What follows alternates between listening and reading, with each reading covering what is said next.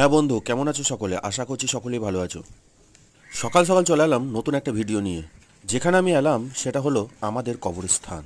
তবে এই কবরস্থানটা দেখে মনে হবে এটা একটা কবরস্থান নয়, এটা হচ্ছে ফুলের বাগান।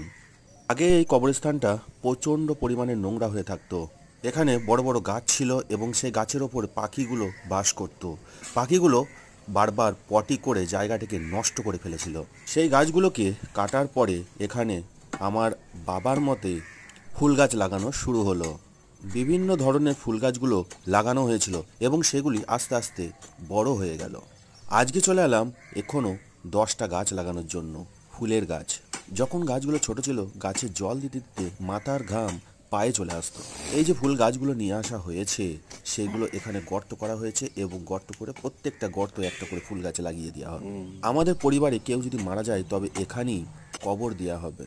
কেউ যদি হঠাৎ দেখে তাহলে এটা কবরস্থান না ভেবে এটা ফুলের বাগান ভাববে।